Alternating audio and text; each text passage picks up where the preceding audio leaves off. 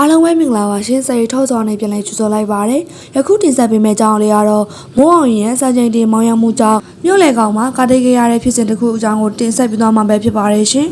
ကဲပရိသတ်ကြီးတို့ရေပရိသတ်တွေအားလုံးရဲ့အချစ်တော်မိုးအောင်ရင်ကတော့ဒီဇင်ဘာလ10ရက်နေ့ည7:00နာရီဝန်းကျင်မှာပဲပရိသတ်တွေအားလုံးစိတ်ပူသွားစေမဲ့ကားတိုင်းမှုတစ်ခုဖြစ်လာခဲ့ပါပြီမိုးအောင်ရင်ဆိုတာကအမှုပညာအလုပ်တွေကိုစတင်လုပ်ချိန်ကတည်းကသူယုံကြည်ရာကိုပဲသူလှုပ်တက်သူတယောက်ဖြစ်တယ်လို့အခုချိန်မှာဆိုရင်လေသူထက်အသက်အများကြီးငယ်ရွယ်တဲ့အမျိုးသမီးလေးရဲ့လက်ကိုဆွဲရင်းလှုပ်ချင်တာတွေကိုစတိုင်လုပ်နေခဲ့တာပါမိုးအောင်ရင်ကိုတော့ပရိသတ်တွေတော်တော်များများကတရုတ်ဆောင်ကောင်းတယောက်အဖြစ်နဲ့သိကြပြီးတော့မိုးအောင်ရင်ရဲ့ကောင်းမလေးကတော့အင်မတန်မှပွင့်လင်းတာကြောင့်သူတို့ချစ်သူနှစ်ယောက်လုံးကပရိသတ်တွေစီကအချစ်တွေကိုစတိုင်ရရှိနေခဲ့တာလည်းဖြစ်ပါတယ်မိုးအောင်ရင်ရဲ့အနေနဲ့ကတော့ညကြီးချိန်မတော်ဖြစ်တာကြောင့်သူကိုယ်တိုင်ကလည်းမူးနေခဲ့တဲ့အတွက်အခုလိုမျိုးမတော်တဆဖြစ်ခဲ့တာလို့ပြောနေကြပြီးသူချစ်သူကောင်းမလေးရောမိုးအောင်ရောကနည်းနည်းလေးမှထိခိုက်မှုမရှိခဲ့ကြပါဘူးဒီဖြစ်စဉ်ကတော့ရန်ကုန်မြို့ကဘာရေးဖျားလန်းမြန်မာပလာဇာရှေ့မှာဖြစ်ခဲ့ကြပြီးမင်းသားမိုးအောင်ရင်မောင်းလာတဲ့ကားကအခြားသောကား6စီးကိုတိုက်မိခဲ့တယ်လို့လည်းသိရှိရပါတယ်ပရိသတ်တွေအနေနဲ့ကတော့ဘလို့အကြောင်းကြောင့်ဝဲမောင်းမောင်းဘာတစ်ခုမှမဖြစ်ခဲ့တဲ့သူတို့ကို